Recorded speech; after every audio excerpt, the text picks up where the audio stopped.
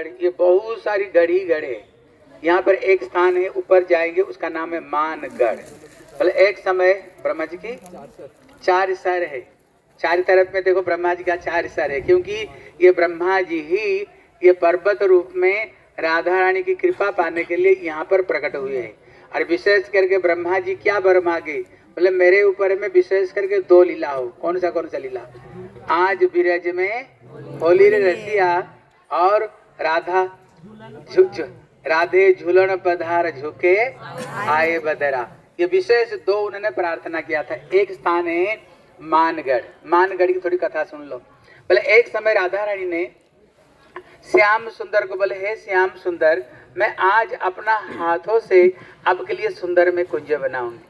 अभी राधा रानी बड़ी सुंदर अपना हाथों से ललिता विशाखा चंपकलता सबको लेकर बड़ी सुंदर ने कुंज बनाए। कुंज बना करके राधा रानी आज बड़ी सुंदर श्रृंगार की, क्योंकि आज कौन आएगा? भगवान कृष्ण यहाँ पर आएंगे। जबकि कृष्ण इतने में सखाओं को साथ में गोचारण करने के लिए जब आए, इतने में वृंदा देवी ने उन्होंने कृष्ण के लिए, श्री राधा रानी कृष्ण के लिए उन्होंने एक पान की तांबूल और उनको कान में 2 चंपक पुष्प और राधा रानी अपना हाथों से एक सुंदर माला को बना करके श्याम सुंदर को वृंदा देवी को द्वारा दिया। वृंदा देवी कौन है? जो राधा कृष्ण दोनों को ये मिलन कराती है। जब श्याम सुंदर को दिया, इतने में श्याम सुंदर ने उसको पा करके राधा रानी से जब चंपक पुष्प देखे हो, राधा रानी की कलर जैसे चंपक का पुष्प का कलर वैसे ही है। और राधा रानी ने बनाया तांबूल, कितना सुना स्वाद होगा। फिर राधा रानी के हाथ की बनाया हुआ माला है, कृष्ण पहन करके तो उतावला हो गए राधा रानी से मिलने के लिए। जब राधा रानी से मिलने आ रही थी, और भी एक, जितने सखियों में विशेष कर 2 सखी सर्वश्रेष्ठ है। एक है श्री राधा रानी और एक है चंद्रावली। एक राधा रानी और एक है चंद्रावली। ये चंद्रावली भी सुंदर कुंज बना करके बैठी हुई, श्याम सुंदर आएंगे। और राधा रानी की जो सर्वश्रेष्ठ सखी है ये ललिता सखी है, और चंद्रावली का जो सर्वश्रेष्ठ ये पद्मा है। ये पद्मा क्या चाहती है? श्याम सुंदर हमारी चंद्रावली से मिले। ललिता क्या चाहती है? श्याम सुंदर हमारे श्री राधा रानी से मिले, है ना। राधा रानी श्याम सुंदर से मिले। कृष्ण जब आ रहे थे, इतने में वहां पर बीच में चंद्रावली आ गई। बोले श्याम सुंदर कहाँ जा रहे हो? बोले आज एक विशेष निमंत्रण है, मैं जा रहा हूँ। चंद्रावली मेरे को पता है कहाँ निमंत्रण है, चलो मैं भी आपके लिए सुंदर मैंने कुंज बनाई, आज मैं भी आपके लिए सुंदर श्रृंगार की। इतने में उनको जोर जबरदस्ती पकड़ करके श्याम सुंदर के ले जाती हैं। एक राधा रानी की एक तोता है, आप लोग भागवत पढ़े होंगे, हर जगह में कहते श्री सुक उवाच, श्री सुक उवाच। श्री मतलब श्रीमती राधा रानी, सुक मतलब होता है उनकी तोता। ये जो तोता क्या करती है, वो आकाश मार्ग में घूमती रहती है और सारे जो मैसेज राधा रानी को पहुंचाती है। आज कृष्ण कहाँ पर गए, चंद्रावली क्या कर रही, सारे मैसेज भेजती है। इतने में जब देखा कृष्ण बीच में किडनैप हो गए, कृष्ण बीच में किडनैप हो गए, चंद्रावली ने ले लिया। इतने में तोता आकर के राधा रानी को कहते, हे राधे, आज जो इतने सुंदर तुमने कुंज बनाए, इतने सुंदर श्रृंगार की सब व्यर्थ है। बोले क्यों, क्या हो गया? बोले बीच में कृष्ण किडनैप हो गए। बोले किसने किडनैप किया? बोले चंद्रावली ने। इतने में राधा रानी, मानगढ़ ऊपर में राधा रानी दुर्जय मान की, ऐसे उन्होंने मान की राधा रानी, एकदम इतने रो रही थी। आप लोगों ने, हम जाने का था ना वहां पर मान सरोवर, राधा रानी रो रो रो रो करके पूरा सरोवर हो गया, पानी हो गया, पूरा कुंड प्रकट हो गया। इतने में श्याम सुंदर बड़े देर से चंद्रावली से मिल करके आते हैं। राधा रानी सामने उन्होंने अपना दासियों खड़े कर दिया, आज कोई काले व्यक्ति को अंदर में घुसने मत दिया करना। आंखों का जो ये जो पत्ती है ना, जो भ्रूर है कौन काले, बोले इसको भी चंदन से सफेद कर दो। जो चोटी वो भी काली, बोले उसको फूलों की माला से उसको भी सफेद कर दो। कोई काले व्यक्ति को अंदर में घुसने नहीं देना। अभी श्याम सुंदर आ करके उन्होंने जो सखी ललिता विशाखा उर्फ मंजरी चरण में गिरते हैं, मेरे से थोड़ी सी राधा रानी से मिलन कराओ। बोले आज राधा रानी दुर्जय मान की, आज कोई काले व्यक्ति को अंदर में प्रवेश नहीं। इसलिए हमारे गोस्वामी जी कहते हैं, जत की करिसु बहु स खलु काकुवाणी नित्यम परस पुरुषस्य शिखंड मौले जस्या कदा रसनिधे वृषभानु जाया तत्केली कुंज भवनांग निमार्जन श्याम। अभी जहाँ पर आए ना, ये राधा रानी कुंज महल जाएंगे अभी, हैं? ये कुंज महल है, इसका नाम गौहर बने। गौहर मतलब होता है गंभीर। इतने गंभीर है जहाँ पर स्वयं श्याम सुंदर भी यहाँ पर कभी भी अपना रूप धारण करते हुए नहीं आए, क्योंकि जो राधा रानी के साथ में कृष्ण की शादी नहीं हुई है, इसलिए छुप करे किसी ना किसी तरह से आते थे।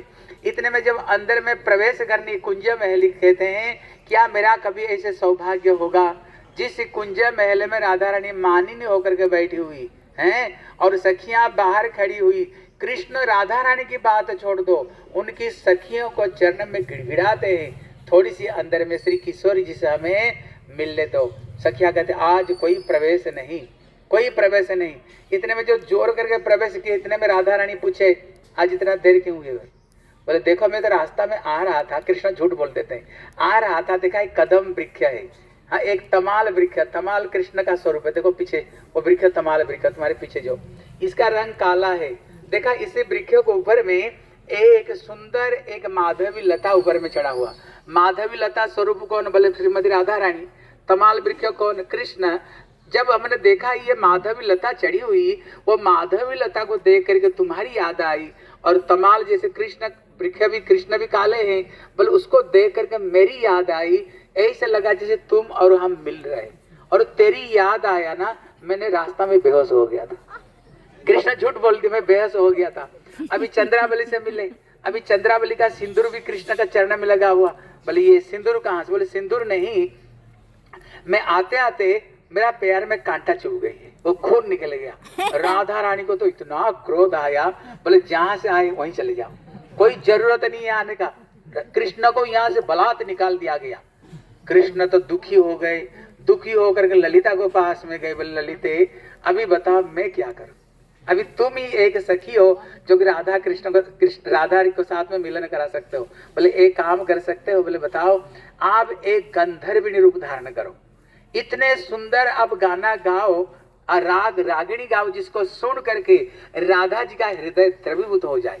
फिर जब राधा रानी बुलाएगी, हो सकता है मिलन हो सकती है। कृष्ण ऐसे उन्होंने राग रागिणी कृष्ण गाए, पेड़ से मधु झरना शुरू हो गया, जितने पत्थर सब के सब पिघलना शुरू हो गया, सबके सब वृक्षों के ऊपर फूल खिलना शुरू हो गया, और वहां पर जितने वृक्ष लता पथा सबका हृदय द्रवीभूत होने लग गया।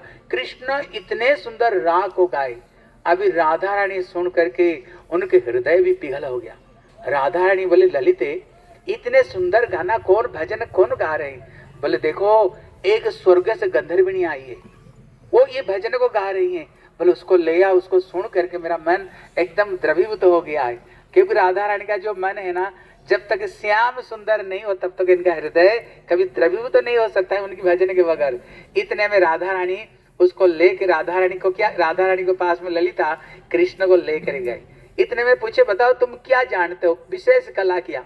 बोले विशेष करके मैं जिसका चरण दबाता हूँ उसका हृदय का सारे व्यथा दूर हो जाता है, और जिसको मैं श्रृंगार करती हूँ, शरीर में अंगराज करती हूँ, हृदय का सारे दुख दर्द सही हो जाता है, और जिसको मैं चूड़ी पहनाती हूँ हृदय का सारे दुख कष्ट दूर हो जाता है। इतने में राधा रानी बोले मेरे हृदय भी बड़ा दुख है, लेकिन कृष्ण जब अंदर में प्रवेश करते ही कुंज में, लेकिन कृष्ण का शरीर में एक सुंदर खुशबू है। केवल वो प्रवेश करते ही राधा रानी का अंदर में जो मान, दुर्जय मान था, केवल प्रवेश करते ही राधा रानी का आधा मान अपने आप खत्म हो गया, दुख। और जब कृष्ण राधा जी की चरण को दबाने लग गए, देखना एक लड़की दबाना एक लड़का दबाना में एक फर्क है, लेकिन केवल कृष्ण का हाथ स्पर्श होते ही राधा जी की हृदय के सारे व्यथा दूर हो गए। और जब उन्होंने राधा रानी के श्रृंगार की ना, मन की सारे दर्द सारे विरह खत्म। अभी राधा रानी सोच रही है जब तक मैं श्याम सुंदर से नहीं मिलूंगी तब तक हृदय का व्यथा कभी दूर नहीं हो सकता है, लेकिन इसका बोली सुन करके, इसका हाथ का स्पर्श पा करके मेरे हृदय के सारे दर्द कैसे दूर हो गया, व्यथा कैसे दूर हो गया, क्योंकि श्याम सुंदर के बगैर मेरे हृदय की व्यथा दूर हो ही नहीं सकती। उन्होंने ललिता से इशारा किया, ललिता ये बताओ ये कौन है? आंख आंख में इशारा किया। ललिता बोली राधे ये और कोई नहीं, श्याम सुंदर तुम्हारी मान को मनाने के लिए ये गंधर्विणी रूप धारण करके आए। श्री राधा रानी कृष्ण स्वयं बन करके आए। इतने में बोले एक काम करो, ये कैसे प्रकाशित होगा? राधा रानी बोले देखो मैं राजकुमारी हूँ, मैं राज, देखो ये जितने सखियां कितने सुंदर सुंदर लहंगा चुदरी पहने, और तू कैसे पहने महिला फटे फुटे, ये कपड़ा को बदला दो, कपड़ा बदला, हमारे पास नया कपड़ा है। कृष्ण बोल भैया सारे पोल खोल जाएगी अभी मैं तो सखी नहीं, मैं तो सखा हूँ। कृष्ण कहते नहीं नहीं, मैं मेरे को यही पसंद है। बोले अरे लड़की को अंदर में कभी लड़की कपड़ा बदलाने में शर्म करते हैं, हम सब लड़की है, तुम भी तो लड़की है ना। बोले नहीं नहीं। इतने में ललिता ने क्या किया, सर कर जो ऊपर जो ओढ़नी था ना चुंदड़ी, उन्हें जोर जबरदस्ती खोल दिए। जब खोल दिया ना कौन प्रकट हो गई, बोले श्याम सुंदर स्वयं, वहां पर कृष्ण स्वयं प्रकाशित हो गए। इसलिए कभी कभी जो मान मंदिर है, कभी कभी श्याम सुंदर राधा रानी को मनाने के लिए क्या करती हैं, अपना मयूर मुकुट उतार करके रख देते हैं, अपना बंसुरी को रख देते हैं। कृष्ण कभी कभी अपना सर भी राधा जी की चरण में रख देते हैं, जिसको हमारे कवि जयदेव कहते हैं गीत गोविंद में, स्मर गरल खंडनम मम शिरसि मंडनम देहि पद पल्लव मुदारम। हे राधे, अपना दुर्जय मान को परित्याग करते हुए मैं अपना सर को तुम्हारी चरण पर रखता हूँ, तुम्हारी चरण बड़ा कोमल है, इसलिए मैं अपना मयूर मुकुट रखता हूँ। बोले क्यों कृष्ण मयूर मुकुट क्यों धारण करते हैं?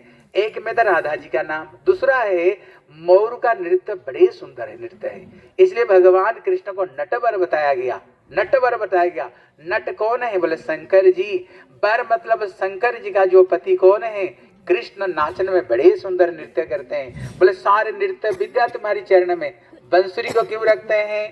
बोले बंसी से सारा दुनिया को पागल में बंसी से करता हूँ, गैया को बुलाता हूँ, गोपियों को बुलाता हूँ, यमुना भी उल्टी बहने लग जाती, उसका जो शक्ति करामती वो भी तेरे चरण में रख लेता हूँ। लेकिन जिस समय राधा रानी का मान नहीं टूटती है, कृष्ण अपना सर भी राधा जी की चरण में रख लेते हैं। इसलिए जो ऊपर जो मंदिर है उसका नाम है मान मंदिर।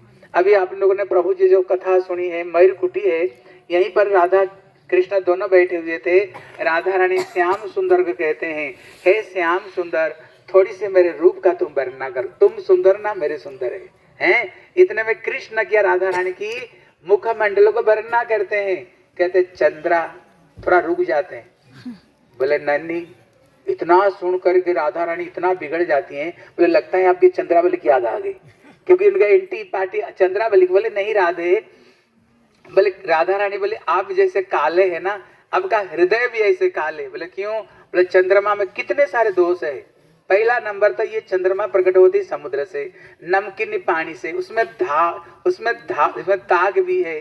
फिर चंद्रमा पूर्णिमा को पूर्ण चंद्र प्रथमा द्वितीया करते करते करते फिर क्या हो जाता है, अमावस्या में खत्म। क्या मेरे रूप कभी बढ़ती है कभी घटती है? मेरे तो हर समय मेरे रूप बढ़ती रहती है, कभी घटती नहीं। आप ऊपर जैसे काले अंदर में काले। इसलिए यहीं पर कृष्ण समझाने के लिए कोशिश किया, बोले हे राधे, चंद्रमा में दोष भी, चंद्रमा में गुण भी है, क्योंकि दिन भर सूर्य किरण में हम सबके सब क्या हो जाते हैं, तप जाते हैं। लेकिन रात में जब चंद्रमा निकलो क्या होता है, हृदय सुशीतल हो जाता है, उसमें गुण भी है। और तुम्हारी मुख कहते हैं चंद्र जैसे, राधा रानी तो मानी नहीं होकर के चली गई। ललिता से पूछे कैसे मानेंगे? बोले उनका मयूर नृत्य बड़े सुंदर लगता है, इसलिए श्याम सुंदर यहीं पर उन्होंने मयूर बन करके, मयूर का अंदर में जब उन्होंने नृत्य किया, राधा रानी देखा सारे मयूर तो एक साथ नृत्य कर रहे हैं, लेकिन एक मयूर भाव को साथ में नृत्य कर रहा है। राधा जी का मन उसका तरफ पे बार जा रही है। ललिता से पूछे, ललिता ये बताओ, सारे मयूर तो एक साथ नृत्य कर रही हैं, लेकिन ये एक विशेष मयूर में विशेष रूप में क्यों नृत्य कर रहे हैं? बोले हे राधे, ये और कोई नहीं, श्याम सुंदर तुमको रिझाने के लिए स्वयं यहाँ पर मयूर बने, मयूर बन करके तुमको रिझाने के लिए यहाँ पर मयूर बने। तब राधा रानी भी मयूर बन करके जहाँ पर नृत्य किया है, इसलिए वो कुटिया का नाम क्या पड़ गया? हर जोर से बोलो, मयूर कुटी नाम पड़ गया। देख लो वो जो ऊपर जो घर है ना, ये नाम, हम थोड़ा ऊपर चढ़ना पड़ेगा, आप लोग तो वृद्धा है, इसलिए आपको हम लोग ले नहीं गए वहाँ पर, लेकिन यहीं से दर्शन और यहीं से प्रणाम कर लो। हमारे पांडा जी कुछ बोलना चाह रहे हैं। बोली राधा रानी की, श्री गहवर धाम की।